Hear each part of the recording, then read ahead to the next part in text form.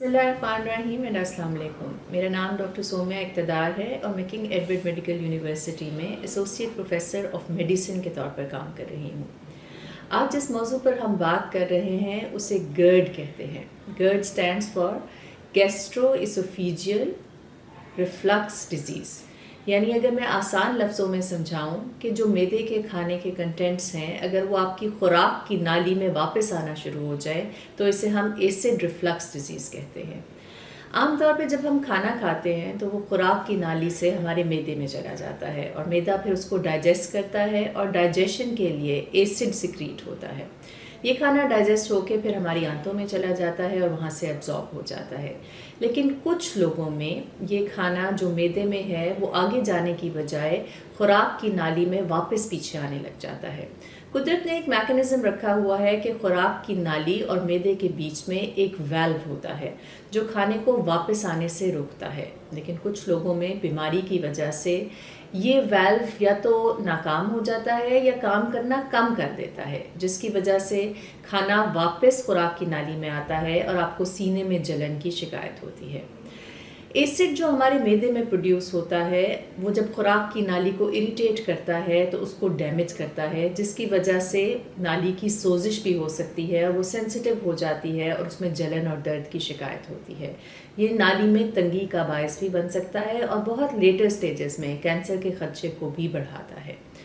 खुराक की नाली में जलन, सीने के पीछे जलन, मुंह में खाने का आना, बदजायका लगना या गैस का होना या पेट भरे भरे रहने की कैफियत, ये तमाम वो अलामात हैं जिससे गैस्ट्रोइसोफेजियल रिफ्लक्स डिजीज़ के पेशेंट्स प्रेजेंट करते हैं। ये मरीज़ बहुत कॉमनली आप देखेंगे ओपीडी में भी और हॉस्पिटल्स में भी बहुत से लोग इन चीज़ों की शिकायत करते हैं। तो 2-3 चीज़ें ऐसी हैं अपनी लाइफ में जिनको ज़रूर मद्देनज़र रखना चाहिए अगर आपको ऐसी सिम्टम्स हैं।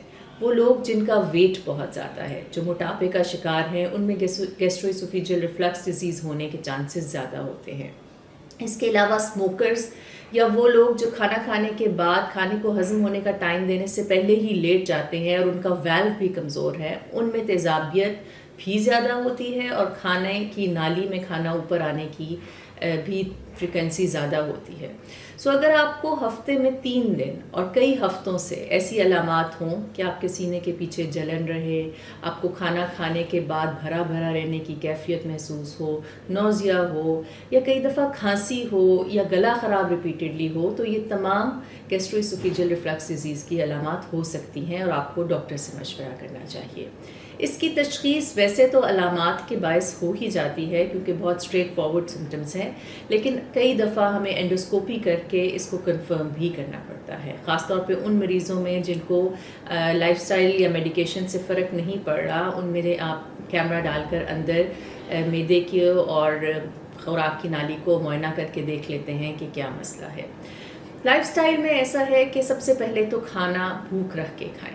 मैदा अगर ज़्यादा भरा होगा तो रिफ्लक्स होने के चांसेस ज़्यादा हैं।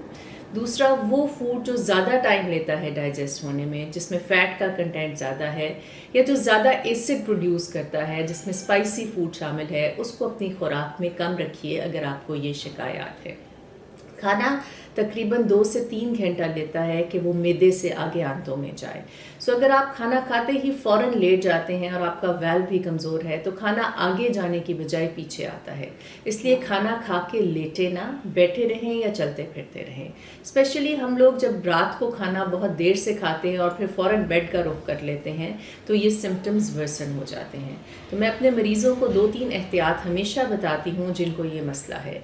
1, खाना भूख रख कर खाएँ, एकदम खाना ना भरें। अगर आपको 1 रोटी खाने की भूख है तो आप उसमें से 1/4 हिस्सा रोटी का छोड़ दें।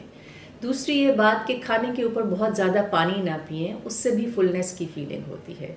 तीसरा ये कि खाना खाने के तकरीबन 1.5-2 घंटे तक ना लेटें।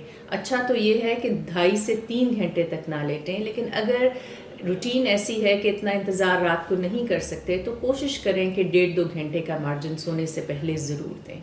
रात का खाना स्पेशली ज़रा लाइट खाएं। इसके अलावा अगर इससे भी मसला आपका सॉल्व नहीं हो रहा तो आपकी जो सर वाली साइड है, इसके पाए के नीचे आप एक ईंट रख लें। کچھ لوگ اپنے آپ کو تکیے سے اونچا کرنے کی کوشش کرتے ہیں، وہ فائدہ مند نہیں ہوتا کیونکہ وہ صرف گردن کو سپورٹ کر رہا ہوتا ہے، جبکہ آپ کو خوراک کی نالی جو آپ کے سینے کے بیچ میں موجود ہوتی ہے اور معدے کو کنیکٹ کر رہی ہے، اس کو اپرائٹ رکھنے کی ضرورت ہوتی ہے، اور اس کے لیے سر والی سائڈ کے پائے کے نیچے 1 یا 2 اینٹیں کافی مؤثر ثابت ہوتی ہیں۔ اس کے علاوہ تمباکو نوشی سے پرہیز کریں۔ وہ کھانا جو بہت اسپائسی ہے یا جس میں چکنائی کی مقدار بہت زیادہ ہے، وہ ڈائجسٹ ہونے میں کیونکہ زیادہ ٹائم لیتا ہے اور زیادہ ایسڈ پروڈیوس کرتا ہے، تو وہ آپ کے سمٹمز کو ورسن کر سکتا ہے۔ واک یا چہل قدمی کی عادت کھانے کی ڈائجیشن میں ہیلپ فل ثابت ہوتی ہے۔ لیکن ان تمام چیزوں کے بعد بھی اگر آپ کو آرام نہیں آ رہا اور آپ کے سمٹمز پرسسٹ کر رہے ہیں، تو آپ کو نیکسٹ اسٹیپ پہ جانے کی ضرورت ہے، جو کہ ادویات ہیں۔ ادویات میں ہم 2 طرح کی چیزیں کر سکتے ہیں۔ ایک تو یہ کہ جو ایسڈ پروڈیوس ہو رہا ہے اس کی مقدار کو کم کیا جائے۔ اس کے لیے کچھ ایسی ادویات ہیں جو ایسڈ پروڈکشن کو کم کر دیتی ہیں، جس میں پروٹون پمپ انہیبیٹرز بھی ہیں، H2 ریسیپٹر بلاکرز بھی ہیں۔ اس کے علاوہ نئی ادویات بھی آئی ہیں جو کہ بہت کارآمد ثابت ہو رہی ہیں۔ اس کے علاوہ یہ ہے کہ ہم اینٹ ایسڈ دے سکتے ہیں جو ایک ٹیمپرری ریلیف دیتے ہیں اور ایسڈ کے خلاف معدے میں اور خوراک کی نالی میں ایک کوٹنگ فراہم کر دیتی ہے جو ایسڈ کی جلن کے اثرات کو کم کر دیتی ہے۔ لیکن اگر ان سب چیزوں کے باوجود آپ کو علاج سے فرق نہیں پڑ رہا تو آپ کو ضرور انڈوسکوپی کا ٹیسٹ کرانا چاہیے اور اپنے ڈاکٹر سے مشورہ کرنا چاہیے۔ I hope this is help فل اور ہم گیسٹرو اسوفیجیل ریفلکس ڈیزیز کے متعلق لوگوں کو آگاہی دے پائے ہیں۔ شکریہ۔